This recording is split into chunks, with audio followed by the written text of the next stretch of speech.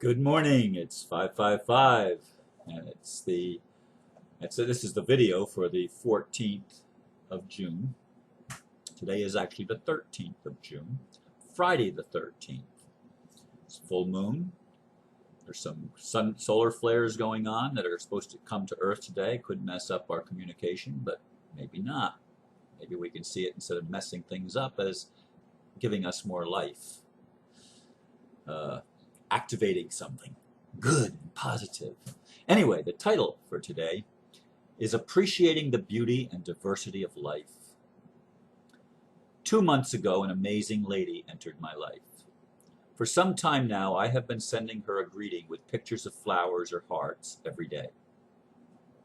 Today's greeting included an image of blue orchids, and I commented rather, on the amazing beauty and diversity of orchids, which reminded me of her. Of course, those qualities are in all of creation. 555, as the ambassador keeps reminding me, and as Aristo told us in yesterday's video, is about reclaiming our connection with nature. It is through the appreciation and celebration of this organic life force energy, connecting with our own human and divine nature and all of the myriad of life forms and expressions of our interconnectedness with all of life, that we overcome the trap of the unnatural corpse of the impersonal matrix, 666, that has enslaved us for so long. You want freedom? Start loving life. Indeed, for a long time, I had envisioned co-creating new worlds. Back in 2010 and years prior to that, I was longing to be reunited or united, that depends on which perspective you use, with my spiritual partner so that I could get on with the work that I came to do. And in December 2010, I got a message from Spirit that said, Ron, stop making excuses and just start doing what you came to do. And so in January 2011, I began making videos. I didn't know that when I first began that they were going to be every day. But I did know that they were going to be, it wasn't very long that I knew that they were going to be at least until at the end of October of that year. And then extended that into November, then extended that to December 2012. And here it is, June 2014, and I'm still making videos every day. And what diversity of people that I've met, what beautiful people I've met, what gifted people, creative people, visionaries I have met throughout these years that I've been doing these videos. I know people all over the world, and I see beautiful men and women that just are doing the work, the inner work that it takes to change us so that we can have the world that is going to be coming to us, that's actually already here, it's just not fully manifested yet, and we can appreciate it. I realize in interacting with this lady, who is, I've always wanted a lady that I could fire on all cylinders. I want somebody that's beautiful intellectually, that's beautiful emotionally, that's beautiful spiritually, that's beautiful physically. I want somebody whose beauty radiates from the inside out, and somebody that is a free spirit, somebody that's willing to love with abandonment.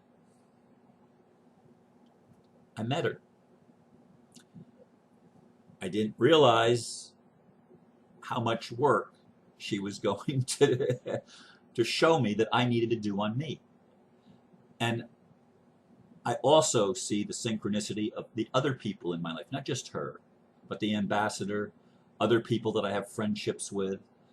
Everybody shows me another area of me that I need to work on, to change my opinion about, to change the story, so that I don't keep myself entrapped in a story that doesn't work for me, or in perceptions that don't provide what my heart longs for.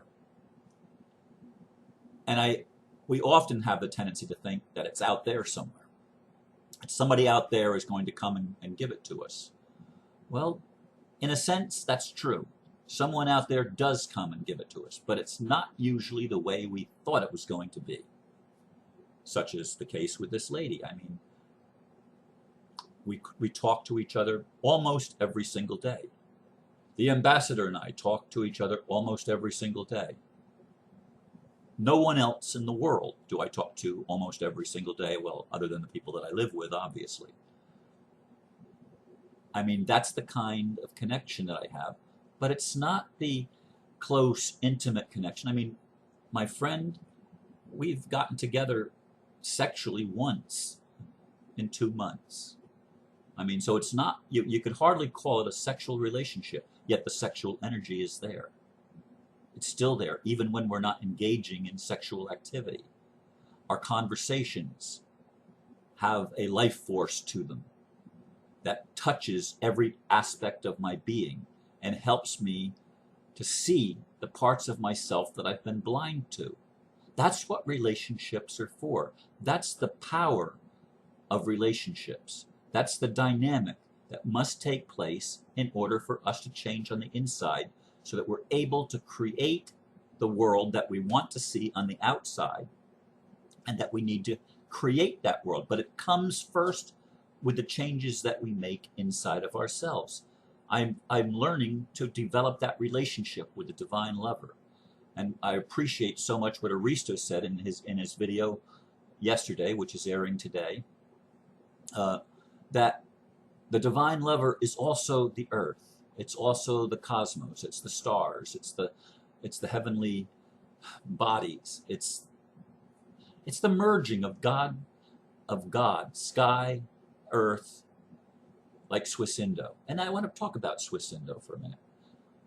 I got some messages from one of the Swiss Indo delegates today, which was really, really good. I really appreciate it. He said that Swiss Indo has never stopped working toward the end goal that was originally intended. And even though there have been many hurdles, they are getting very close to a major move. We have been told that that major move is in play now and will mean we will see some very good outcomes over the next few weeks. And before the paragraph before that, the IRS thing was a chess move to force their hand to clean up or get shut down. So far, they have not agreed to play fair. And so the next move will mean that it's not good for them at all. Everyone gets a chance to play nice now, and if they don't, then they write themselves out of the script.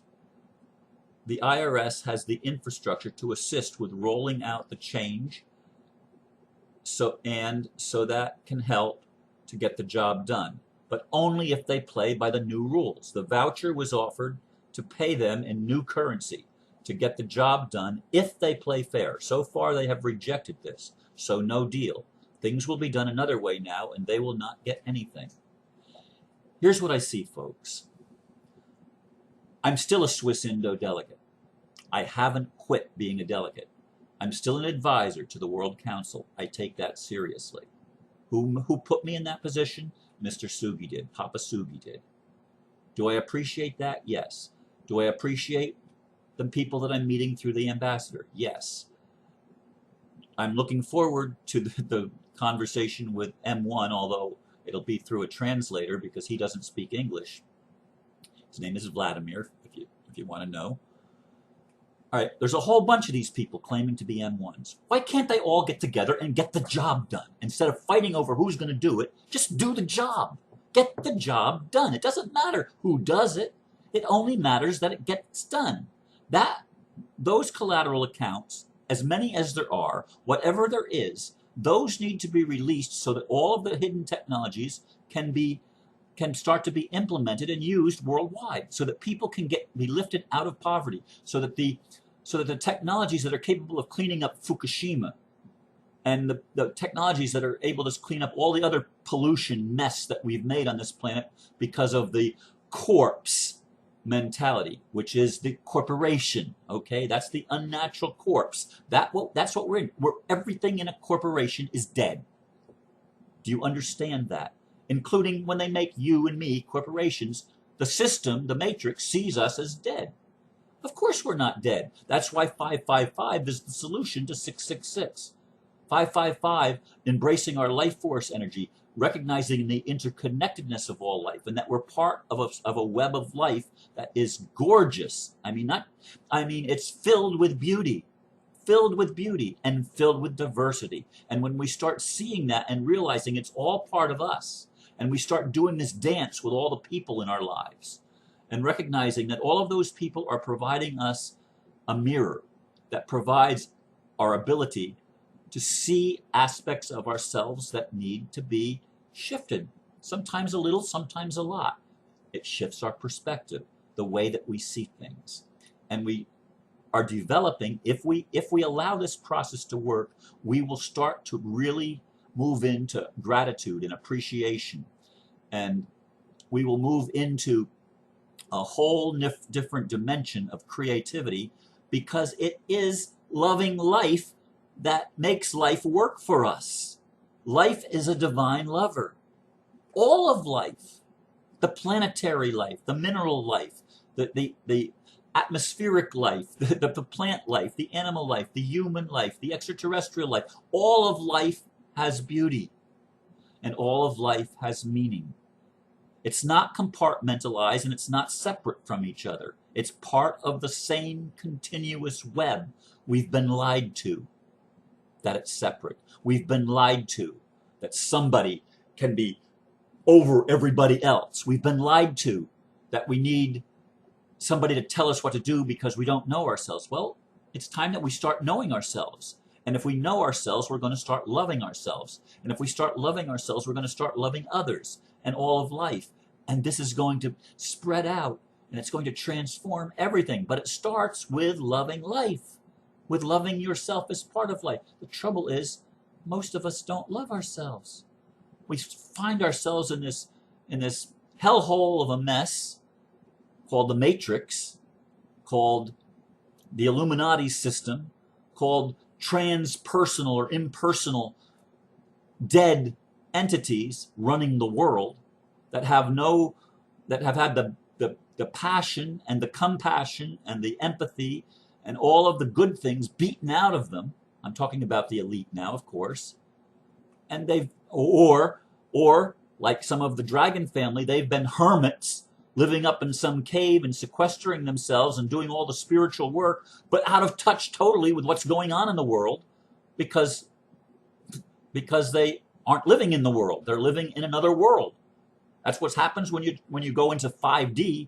I mean, not that the work is unimportant. I'm not saying that, but you don't have a basis. You don't ground it in the reality of the world in which you're living, because you're not living in the world when you're in a hermit in some cave somewhere. And so these are the people that really are the spiritual masters, if you will. And the people that go to them have been the Illuminati, have been the cabal that come and say, well, we need resources to do this. So that they release the resources, and it's not because they have ill intent, it's because they've been ill-advised. And when we make mistakes, it's not because we necessarily have ill intent, it's because we've been ill-advised, or because we're seeing only a portion and we need to see the bigger picture in order to get the proper perspective on what the proper choices are to bring the stages of development that we need to make in order to create the world that we want to create. But it is about seeing and appreciating the great diversity and recognizing that life is multifaceted. The macrocosm is a multifaceted macrocosm, and so is the microcosm. You have so many aspects of yourself that you totally are unaware of until you're willing to take a chance and trust life and trust creation, trust creator, and trust the relationships and trust the dance. You know, get out of the morality mode of judging yourself if you're whatever name you want to give to your sexuality. It doesn't even matter, unless the only thing that I will not condone, and I will never condone it, and that is child molestation. I will not condone that. Not ever, ever, ever. Is it forgivable? Yes, it's forgivable. But it's an abomination when adults take advantage of the innocence of children and cause all the hurt, not only for that child, but karmically for themselves. I mean, that is horrendous. And where is it the worst? It's worst in the church, the Catholic Church specifically, and it's worst among the elite establishment. That's where pedophilia is absolutely worse, but it filters down, and it's in society as a whole too. But in the elite establishment, they've so isolated their hearts from the reality that everything that they do is a distortion and perversion of the life force energy. And we need to get back to an appreciation and a dance with the life force energy. Sharing your love with another human being, however you choose to do it and whomever you choose to do it with, can be the greatest gift that you have to share with anyone else. You're giving it to the other person, and the other person is giving it to you. So it's a give and take. It's a give and receive aspect, and it's a dance. And it can be a dance of tremendous creativity, tremendous healing potential, tremendous. You don't need to be locked up and lock your sexuality up in some little box. Celebrate your sexuality. It's your life force. That's part of the 555. That's why, some people get mad at me because I talk about the personal things, and they want only talk about the political things and the economic things that are going on in our world, and the cleaning up the pollution and all the animals that are going extinct and all these other problems. Are those important? Yes, they're important. But we have to start with the personal stuff. We live in a personal world, and we are individuals, and the individuation process is part of spiritual maturity. To be grounded on earth and be able to appreciate the beauty that's around us everywhere on this planet, in each other, in ourselves. If you can't see it in yourself yet, find it in somewhere else, whether it's in the flowers, whether it's in people that you consider beautiful, whatever your idea and image of beauty is. Celebrate that beauty, see that beauty, be thankful for it.